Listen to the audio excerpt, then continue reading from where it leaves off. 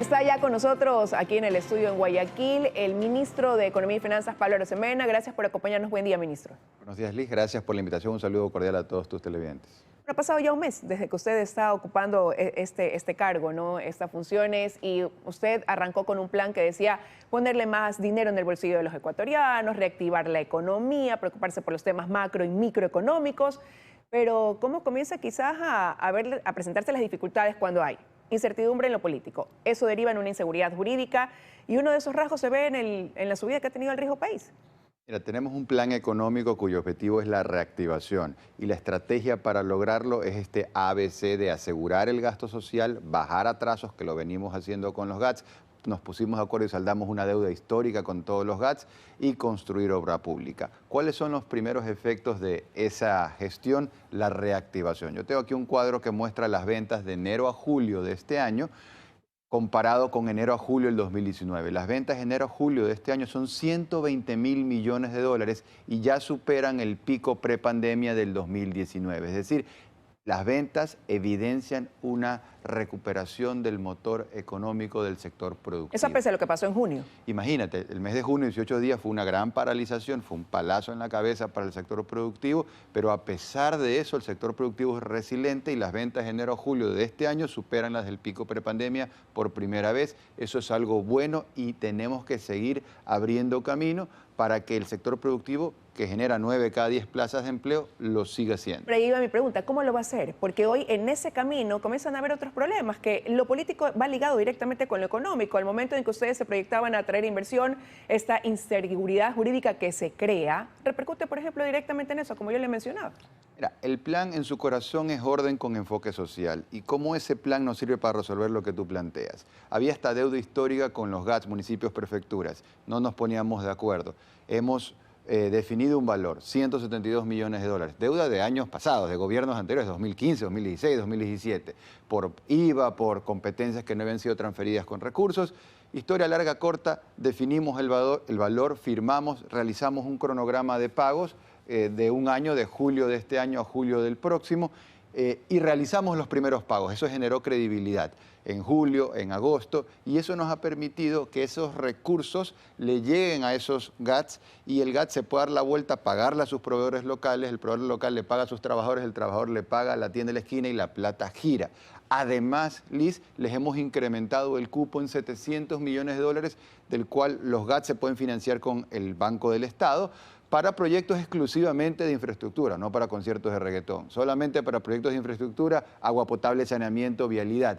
De esa manera estamos reactivando la microeconomía. Inclusive hemos aumentado el plazo que ellos tienen para pagar, de 5 años a 15 años, es decir, 10 años más. Eso permite que el GAT tenga más oxígeno y traspase ese oxígeno en la cadena de pagos en su territorio, en cada cantón. Ya que usted está hablando de deudas, ¿qué pasa con Perenco? Hay un tema, sí, que se tiene que resolver ahorita en Nueva York, en una corte, que tiene que ver con un dinero que tiene que recibir el Ecuador, pero es inferior a esa suma de 375 millones que el Ecuador tiene que darle a esta empresa. Sí. ¿Cuándo se les va a pagar? El caso Perenco en 3 pasos. Primero, ¿de dónde viene esto? Esto viene de malas decisiones de gobiernos anteriores. Concretamente, en el gobierno de Rafael Correa hubo el cambio de las reglas contractuales y esa empresa demandó al Ecuador. Han pasado 10, 12, 14 años, ahora esa empresa tiene un laudo que le da el beneplácito. Entonces tenemos que pagar alrededor de 375 millones de dólares. ¿Cuándo se va a pagar? No es. Lo segundo, para poder pagar, porque los recursos públicos son sagrados,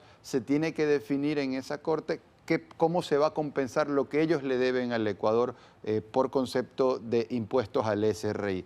Una cantidad que va entre 35 y 50 millones de dólares, depende de cómo se liquidan los intereses. Eso se tiene que compensar. Con esa definición, el gobierno nacional va a cumplir con todas sus obligaciones locales e internacionales y pagaremos. Espero que sea dentro de este año.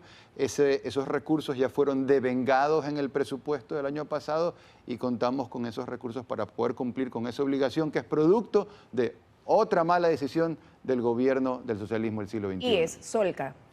Sí, como Ministerio de Economía y Finanzas, nuestro rol es conseguir los recursos, es asignación eficiente de recursos escasos, y asegurarlos para que se cumpla el gasto social, específicamente a salud y al IES. Con salud se determinó una deuda de 100 millones de dólares, deuda auditada, porque no se pueden pagar deudas que no sean auditadas, eso es ilegal. Esos 100 millones de dólares hizo un plan de pagos. En 5 meses, 20 millones mensuales. Y eso ya se ha venido cumpliendo. Pero se cumple porque ayer veíamos, por ejemplo, a las personas que se realizan diálisis, ¿no? Y que decían que está en suspenso el hecho de recibir este tratamiento porque el IES les debe a estos prestadores externos y eso es una cola, o sea, es todo un círculo y eso porque el ministerio no cancela. No. Nosotros hemos asegurado los recursos y los hemos transferido. Te comentaba el caso del Ministerio de Salud. Con el caso del IES se determinó una deuda auditada de 140 millones de dólares y se pagaron esos recursos. Entonces, aquí lo importante es tener en cuenta 3 cosas. Primero, hay que asegurar recursos principalmente, y ese es el rol nuestro. Luego, cada entidad, en este caso el IES que me preguntas, tienen que auditar, tienen que ser auditorías externas. Pero el asegurar esos recursos lo están para ir cumpliendo con un cronograma de pagos. Correcto, pero lo segundo es que tienen que ser deudas auditadas. Y tercero, toda vez que la deuda es auditada, hay un orden de prelación. Hay una sentencia de la Corte que dice que las dializadores tienen orden de prelación. Y luego de ahí vienen los demás prestadores de salud de manera proporcional. Pero los pagos no los realiza el Ministerio de Economía y Finanzas, como a veces hay esa leyenda urbana y se cree que es el Ministerio de Economía y Finanzas que dice, págale esto. Nosotros no podemos hacerlo, no es que no queremos, no podemos hacerlo. Nosotros aseguramos los recursos, conseguimos los recursos y los transferimos a cada una de las entidades y luego cada una de las entidades es la que ejecuta sus pagos de acuerdo a estos lineamientos. Y tener esos recursos pasa por endeudamiento, por recurrir también a organismos multilaterales que ayuden. Y hablando de eso de ahí, ahora en diciembre concluye este acuerdo con el Fondo Monetario Internacional. ¿Qué va a pasar en el 2023? Entonces, al final es importante entender que el presupuesto, como esta copa de aquí, el presupuesto tiene más gastos que ingresos. Los ingresos no cubren todos los gastos. Entonces tenemos un presupuesto deficitario, con lo cual nos toca conseguir plata.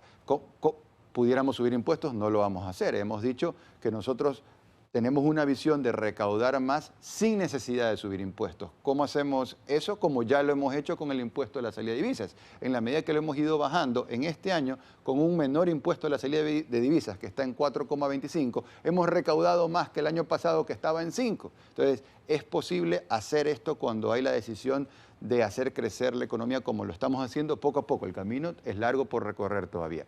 Ahora, el financiamiento de los multilaterales es un financiamiento de tasas bajas y plazos amplios. Para ser concretos, si uno emitiera un bono en los mercados internacionales ahora o en los próximos meses, tendría que pagar una tasa alrededor del 14, 15, 16%. Pero si trabajamos con los multilaterales, como lo estamos haciendo y lo vamos a seguir haciendo, podemos acceder a financiamiento al 2% de tasa de interés, a plazos de 10 años y con años inclusive de gracia, 4 años y medio de gracia, como en el caso con el Fondo Monetario, con el Banco Mundial. Por eso vamos a seguir trabajando hombro a hombro con los multilaterales porque nos aseguran los recursos en las mejores condiciones para asegurar el gasto social en beneficio de los ecuatorianos. Hay ese compromiso, hay la confianza por parte de los multilaterales para seguir apoyando entonces al país el próximo año con estos préstamos. Sí, tuvimos un muy buen viaje a Washington hace unas semanas, volveremos a ir ahora en septiembre y ha sido una relación positiva donde ellos reconocen que Ecuador tiene un plan económico soberano, es nuestro plan económico, definido por el presidente de la República, orden con enfoque social. Ellos respetan ese plan y de hecho uno mira toda Latinoamérica, somos el país que está haciendo mejor las cosas en cuanto a ir cerrando el déficit fiscal. Recordemos que cuando este gobierno arranca, el hueco fiscal era un cráter de casi 7.000 millones de dólares. Eso se lo ha ido reduciendo y este año cerraremos con alrededor de 2 puntos de déficit en relación al Producto Interno Bruto. Eso es un gran esfuerzo del país.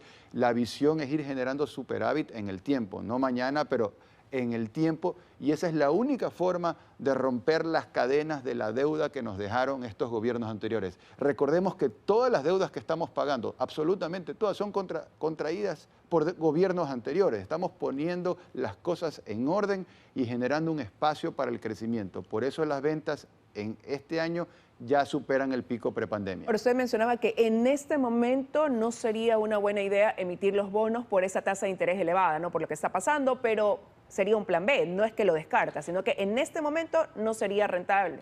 Este año no es necesario. Entonces, no solamente que no es conveniente, sino que realmente no es necesario porque ya tenemos financiado nuestro presupuesto con mucho esfuerzo y sacrificio. Si hay un mensaje que puedo dar a la ciudadanía es que sepan que el presupuesto general del Estado es deficitario. La plata no sobra, los recursos son escasos.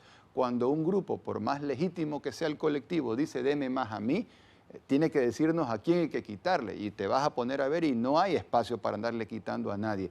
Donde sí hay espacio es para ser más eficiente en el gasto y también para la focalización de subsidios, que es una oportunidad que podemos tener en las mesas de diálogo para que el país no siga teniendo esta carga pesada de 3.800 millones de dólares al año. Pero que se es lo está que nos cuestan entrampado en los ese subsidios. tema, no avanza. Incluso ya lo pasaron a manos de técnicos, pero ahí está detenido y la verdad es que la expectativa de que se pueda establecer un mecanismo en los 60 días que restan no es la más alta, ¿no? Yo te planteo lo siguiente.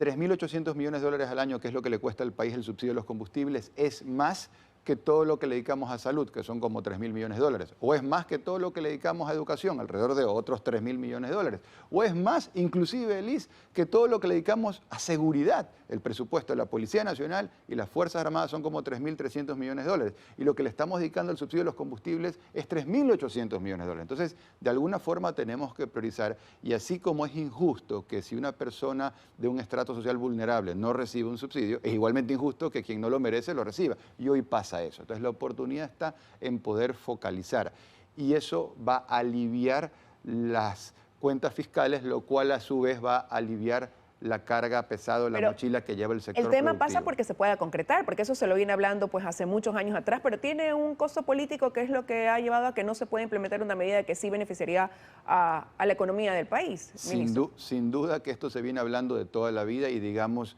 es importante ver si en los próximos 30 días podemos resolver un problema que tiene 30 años arrastrándose.